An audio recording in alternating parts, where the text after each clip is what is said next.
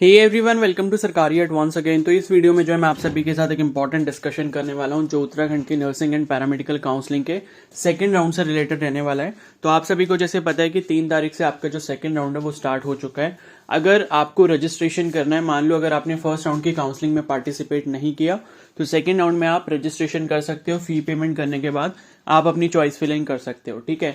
बाकी जो ऐसे कैंडिडेट हैं जिन्होंने फर्स्ट राउंड की काउंसलिंग में पार्टिसिपेट किया था, तो कोई भी कैटेगरी में आप चाहे आते हो, मतलब कहने का ये है कि मान लो आपको जो कॉलेज अगर सपोज मिला है और आपने सपोज ज्वाइन नहीं किया, या मान लो आपको कॉलेज नहीं मिला, या फिर तीसरी कंडीशन है कि आपको कॉलेज मिला एंड आपने ज्वाइन कर लिया, तो सभी केसेस में जो है यहाँ पर कोई भी फीस आपसे नहीं ली जा रही है, ठीक है।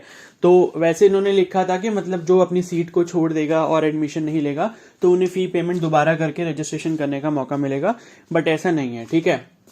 तो फर्स्ट राउंड में अगर आपने पार्टिसिपेट किया है, उसके बाद आप मतलब आपकी चॉइस फिलिंग जो भी हुई है उसके अकॉर्डिंग आपके साथ कुछ भी हो, मतलब कॉलेज अलॉट हुआ, कॉलेज अलॉट नहीं हुआ, अलॉट हुआ, आपने ज्वाइन करा नहीं करा, सभी केसेस में फीस जो है वो वहां पर नहीं लग रही है, ठीक है। तो कहने का मतलब ये है कि सेकेंड राउंड में आप सभी कैंडिडेट जरूर पार्टिसिपेट करें जिन्होंने फर्स्ट राउंड की काउंसलिंग में पार्टिसिपेट किया हुआ है, ठीक है। मोस्टली कैंडिडेट्स ने किया ही होगा, ऐसा कोई भी नहीं होगा जिसने फर्स्ट राउंड में पार्टिसिपेट नहीं करा। अगर नहीं करा और अगर आप करना चाहते हो सेकंड राउंड में तो भी आप कर सकते हो, ठीक है। लेकिन बाकी जो कैंडिडेट हैं, मतलब जिसको अपने मन का कॉलेज मिल चुका है, जो चाहता था उसी को वो ही कॉलेज मिल गया, मान लो कोई दून चाहता था या हल्द्वानी चाहता था, तो उसके अकॉर्डिंग अगर उसको वो वाला कॉलेज मिल गया तो बहुत अच्छी बात है। अगर आप 100% सेटिस्फाइड हो तो कोई प्रॉब्लम नहीं है।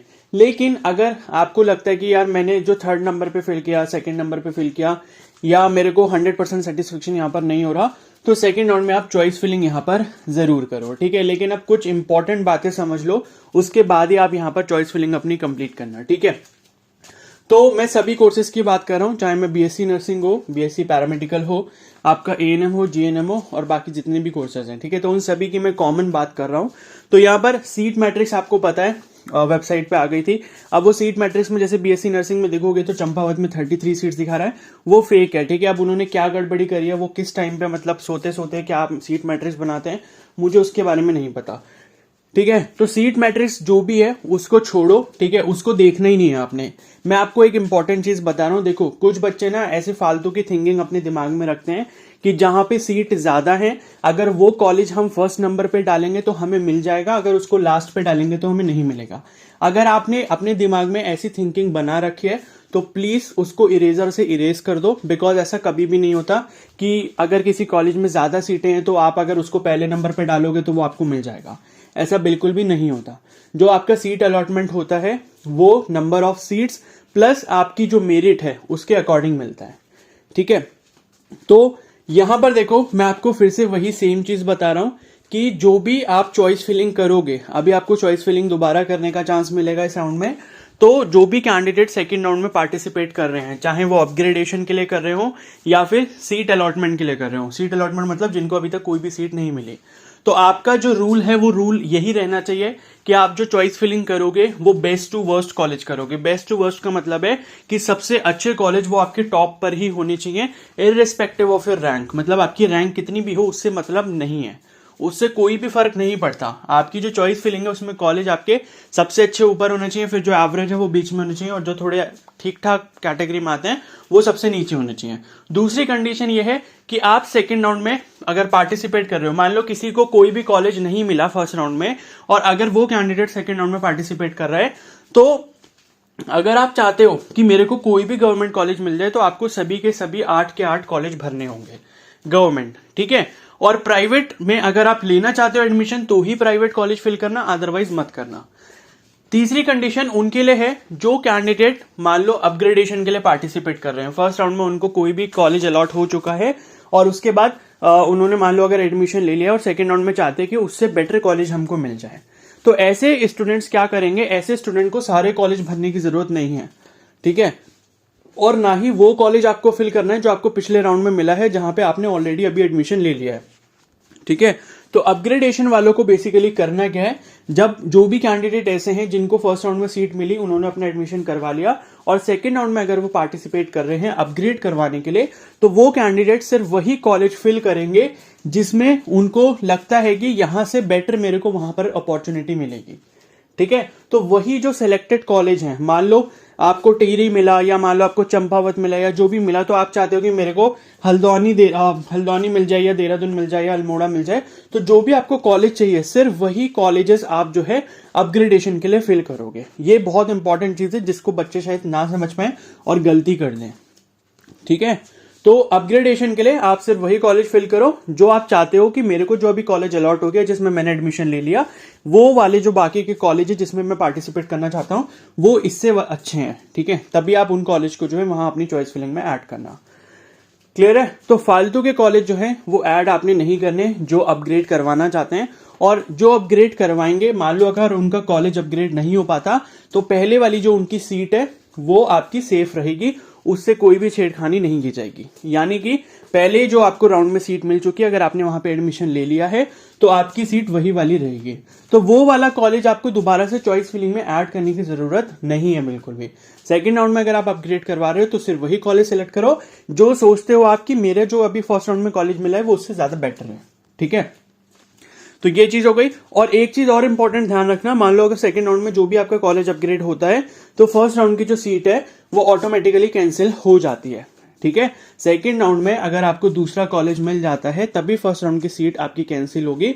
अदरवाइज सेकंड राउंड में अगर आपको अलॉट नहीं होता कुछ भी, तो फर्स्ट राउंड वाली सीट आपकी वैसे की वैसी रहेगी, जहां पे आपका एडमिशन है वैसी रहेगा, उससे आपको कोई भी प्रॉब्लम नहीं होगी। ठीक है, तो ये हो गया। और पहली चीज वो जो रूल नंबर 1 है वो मैंने आपको बताई दिया कि जो भी भाई चॉइस फिलिंग कर रहा है बेस्ट टू वर्स्ट कॉलेज करो, आपकी कितनी भी रैंक हो। सबसे अच्छे कॉलेज जैसे दून हो गया, हल्द्वानी वाला हो गया, ये आपके टॉप पर ही रहने चाहिए। और ऐसे कॉलेज आपने बिल्कुल भी सिलेक्ट नहीं करने जिसमें आप नहीं जाना चाहते। मान लो कोई गढ़वाल से बिलोंग करता है, ठीक है, टिहरी से बिलोंग करता है, अब अगर उसने पिथौरागढ़ फिल कर दिया, मान लो अब पिथौरागढ़ कुमाऊं रीजन में इतना ज्यादा दूर है उसके घर से, तो अगर आप सोच रहे हो कि मेरे लिए पॉसिबल नहीं हो पाएगा कि मैं इतनी दूर जाऊं, तो आप वो कॉलेज प्लीज सेलेक्ट मत करना, कोई फायदा नहीं है उससे। ठीक है, और देखो जो सीट मैट्रिक्स आई है वो सीट मैट्रिक्स में सीट्स काफी कम दिख रही हैं। ठीक है ना, तो सीट मैट्रिक्स जो भी है आपकी, जैसे मैं बीएससी नर्सिंग की अगर बात करूं तो उसमें 2 सीट 3 सीट इस तरीके के सीट्स जो है वो वहां पर दिख रही हैं। बाकी वो 33 तो देखो फेक है, वहां पे खाली 3 ही सीटें आई थिंक, बिकॉज 30 का तो शायद एडमिशन हो चुका है चंपावत में। ठीक है, तो वो फेक है पूरा। और बाकी जितने भी कोर्सेज है उसमें सारे रूल्स जो मैंने अभी तक बताए वही अप्लाई होंगे। और एक बात और मैं आपको बता दूं कि कहीं पर जैसे आप मान लो ईडब्ल्यूएस से बिलोंग करते हो या एससी कैटेगरी से बिलोंग करते हो या एसटी से बिलोंग करते हो या ओबीसी से बिलोंग करते हो, और अगर आप सीट मैट्रिक्स के अकॉर्डिंग चल रहे हो और सीट मैट्रिक्स में अगर आप देख रहे हो कि सीट मैट्रिक्स में जो है भाई ईडब्ल्यूएस की सीट इस वाले कॉलेज में तो है ही नहीं, ओबीसी वाली सीट जो है वो इस वाले कॉलेज में तो अवेलेबल है ही नहीं, तो मैं इसको चॉइस फिलिंग में क्यों भरूं। अगर ऐसा भी दिमाग में कुछ आ रहा है तो प्लीज उसको दिमाग से निकाल के फेंक देना। ठीक है, बिकॉज क्या होता है, अगर मान लो कहीं पर भी जनरल कैटेगरी की सीट खाली है, तो अगर आपकी रैंक अच्छी है या मेरिट अच्छी है, उसके अकॉर्डिंग मैच हो रही होंगी सारी चीजें, तो आपको जनरल कैटेगरी की सीट अलॉट हो जाएगी। बिकॉज क्या होता है कि जनरल कैटेगरी की सीट हर कैटेगरी का कैंडिडेट ले सकता है, लेकिन किसी पर्टिकुलर कैटेगरी की जो सीट है वो उसी पर्टिकुलर कैटेगरी के कैंडिडेट ही ले सकते हैं। जैसे मान लो अगर कोई जनरल की सीट है तो जनरल की सीट जनरल वाला भी ले सकता है, ईडब्ल्यूएस वाला भी ले सकता है, ओबीसी वाला भी ले सकता है, एससी वाला भी ले सकता है, एसटी वाला भी ले सकता है, कोई भी कैटेगरी हो वो उसके लिए एलिजिबल है। लेकिन मान लो अगर खाली ओबीसी की सीट कहीं आपको दिख रही है, तो ओबीसी की सीट जो है वो ओबीसी कैटेगरी के कैंडिडेट को ही मिलेगी, वो जनरल को भी नहीं मिल सकती, ना एससी को मिल सकती, ना एसटी को मिल सकती। ठीक है, तो आई होप ये चीज क्लियर हो गई होगी। तो मेरे अकॉर्डिंग फाइनल मैं आपको इसकी समरी दे देता हूं। पहली चीज तो ये कि सीट मैट्रिक्स वगैरह मत देखो, उसको देख के अगर आप चॉइस फिलिंग करते हो कोई फायदा नहीं है उसका। ठीक है, चॉइस फिलिंग जो आपको करनी है वो बेस्ट टू वर्स्ट कॉलेज लगाओ। ठीक है, सबसे अच्छे टॉप पे रहेंगे, उसके बाद जो एवरेज है वो बीच में, और जो थोड़े से खराब जैसे लगते हैं आपको वो नीचे। दूसरा जो रूल है वो ये है कि आप ऐसे कॉलेज बिल्कुल भी ना बने जिसमें आपको बिल्कुल नहीं जाना है। जैसे लगता है कि आपको मेरे घर से बहुत दूर है, मेरे घर वाले अलाउ नहीं करेंगे, या मेरे लिए आना जाना बहुत टफ हो जाएगा इतनी दूर, तो वो कॉलेज प्लीज सेलेक्ट मत करो, क्योंकि वो मिल गया तो कोई फायदा नहीं है, किसी और की सीट खराब होगी फिर। ठीक है, तो ये कुछ इंपॉर्टेंट चीजें हैं जो आपको चॉइस फिलिंग करते टाइम यहाँ पर ध्यान रखनी है। और लास्ट में एक इंपॉर्टेंट चीज और मैं बता दूं कि मान लो कोई कैंडिडेट ऐसा है जो चाहता है कि मेरे को अब जो है आगे ड्रॉप नहीं लेना, इस साल जो है मेरे को कॉलेज चाहिए ही चाहिए, मतलब चाहे गवर्नमेंट मिले या प्राइवेट मिले, मैं जो हूं मेरे को एडमिशन लेना ही है इस साल, ये वाला जो साल है मेरे को और खराब नहीं करना ड्रॉप लेके। तो वो कैंडिडेट अब सेकेंड राउंड में जो है आप क्या करो, पहले 8 जो है वो गवर्नमेंट कॉलेज फिल कर दो, उसके बाद जो प्राइवेट कॉलेज आपको खुद से सही लगते हैं वो आप फिल कर सकते हो 8 गवर्नमेंट कॉलेज के नीचे अपनी चॉइस फिलिंग में। ठीक है, बिकॉज देखो सेकंड राउंड में अगर आप प्राइवेट लेना चाहते हो तो ले लो, अच्छा रहेगा। मॉपअप का वेट मत ही करो प्राइवेट के लिए, ठीक है, बिकॉज प्राइवेट में भी सीट्स वगैरह ज्यादा है नहीं। तो एक चीज तो मैंने आपको बता दी कि प्राइवेट अगर आपको चाहिए, मतलब आपने ऐसा सोच ही रखा है कि गवर्नमेंट नहीं मिलेगा तो मैं प्राइवेट में जाने को रेडी हूं, तो पहली चीज तो ये है कि जो भी आप प्राइवेट सेलेक्ट करना चाहते हो, प्राइवेट कॉलेज को आप इंटरनेट पे सर्च करो, वहां पे उनका नंबर वगैरह निकालो, उनसे फीस स्ट्रक्चर वगैरह पूछ लेना, क्योंकि जो HNBU की वेबसाइट पे उन्होंने फीस स्ट्रक्चर वगैरह डाला है वो सारा फेक है, उसके अकॉर्डिंग प्राइवेट कॉलेज में जो है फीस नहीं ली जाती है। ठीक है, मान लो वहां लिखा है 60,000 70,000 और पता चल रहा है आपको कॉलेज में जाके फीस आपकी 1,20,000, जस्ट डबल। तो इससे अच्छा यही है कि चॉइस फिलिंग में अगर आप प्राइवेट कॉलेज फिल कर रहे हो, जो भी प्राइवेट कॉलेज फिल कर रहे हो, गूगल पे जाओ, सर्च करो, उसका कॉन्टेक्ट नंबर मिल जाएगा, उनसे फीस कंफर्म कर लो।